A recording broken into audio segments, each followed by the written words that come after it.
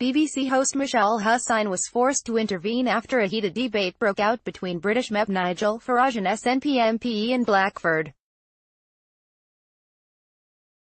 The fiery exchange was sparked when the SNP's Westminster leader told BBC Radio 4's Today programme, "We have really got to make a strong economic case as to how we prosper as a consequence of this, how we are enriched by migration, the opportunities many of us have had to work in other places.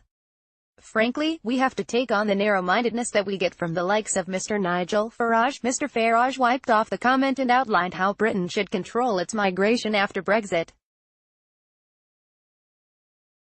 A very large majority of the British people, and that includes Scottish voters, want immigration reduced. Nigel Farage he called for a non-discriminatory immigration policy, adding, "At the moment what we do is we discriminate in favour of those who come from European Union countries against those who come from the rest of the world." Mr. Farage said the migration policy should be the same for Australia, India or Romania, insisting it would be the fairest and the best and the least discriminatory policy. In response, the SNP politician said the Scottish government has issued a consultation paper suggesting there be a points-based system to make sure that we get the skills that we need. He added, "We can see that post the referendum in 2016 there was an increase in hate crime."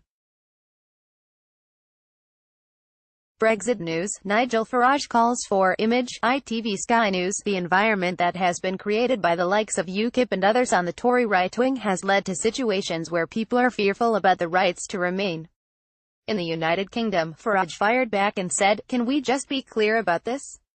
These accusations of narrow-mindedness, a very clear, solid, large majority of the British people, and that includes Scottish voters, want immigration reduced.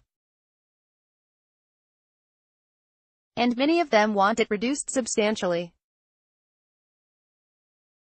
The SNP MP blasted, "That is simply not true," but the BBC host was then forced to step in and said, "Ian Blackford, just let Nigel Farage speak." Mr. Farage added, "We ran a policy for 50 years after World War II of net migration running at about 30,000 people a year.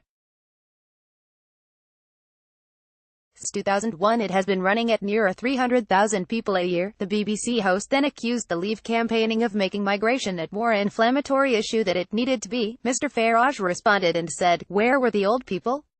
Where were the disabled people? These were not refugees in any classic sense.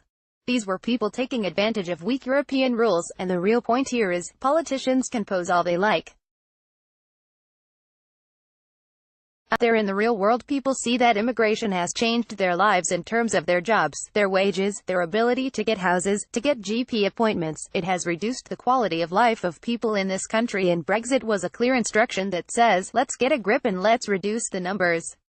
That is what people want. I have almost no confidence from the Prime Minister on that." Prime Minister Theresa May has said that British people are seeking a fairer immigration system where all migrants are treated the same, without preferential treatment. The new post-Brexit system is likely to be unveiled by the Prime Minister in her Conservative Party conference speech in Birmingham, and she has summoned members to a special meeting on September 24, only a week before.